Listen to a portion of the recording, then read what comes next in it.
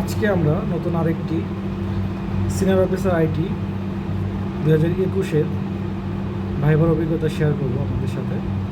আমার প্রথম প্রশ্নটা ছিল ইন্ট্রোডিউস ইয়োরসেলফ। এখানে নিজের মতো করে আমি আমার উত্তরটা দিয়েছি।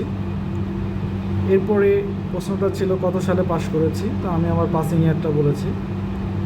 3 নম্বর প্রশ্নটা ছিল কোথায় চাকরি করছি কিনা।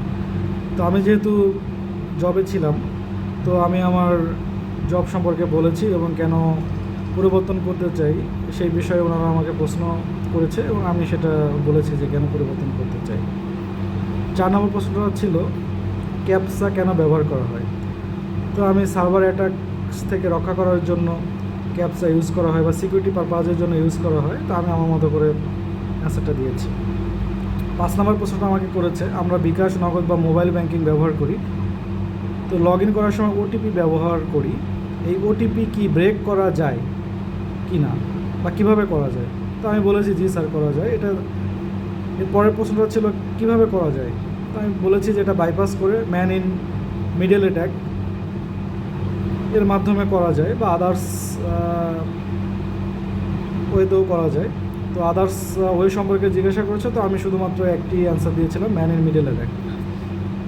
এরপর 6 নম্বর প্রশ্নটা ছিল এই ম্যান ইন মিডল অ্যাটাক বা যে প্রশ্নটা পূর্ববর্তীতে করেছে সেটা থেকে আমরা কিভাবে উত্তরণ করতে পারি বা বাঁচার উপায় কী। তো আমরা বলেছি এটা 2 স্টেপ ভেরিফিকেশন অথবা মাল্টিপল স্টেপ ভেরিফিকেশনের মাধ্যমে আমরা এটা প্রতিরোধ করতে পারি। এরপরে 7 নম্বর প্রশ্নটা ছিল আমার কোনো কার্ড আছে কি না। তো আমি বলেছি না আমার কোনো কার্ড নেই। তো এখানে আমাকে এটিএম কার্ডের কথা মিন করেছে। পরবর্তীতে বলেছে এটিএম সম্পর্কে আমার ধারণা আছে কি না, হোয়াট ইজ এটিএম। তো আমি আমার অ্যান্সারটা দিয়েছি এটিএম হচ্ছে automated teller machine, is an electronic banking terminal যেটা ক্যাশ উইথড্র এবং ডিপোজিটে ব্যবহার করা হয়। এরপরে প্রশ্নটা ছিল ডাটা সেন্টারে কী থাকে। তো ডাটা সেন্টারে কম্পোনেন্টগুলো হাব, সুইচ, প্যাক, স্টোরেজ এবং backup system, IPS, UPS, cooling system এগুলো বলেছি। এরপরের প্রশ্নটা ছিল ক্লাউড, হোয়াট ইজ ক্লাউড।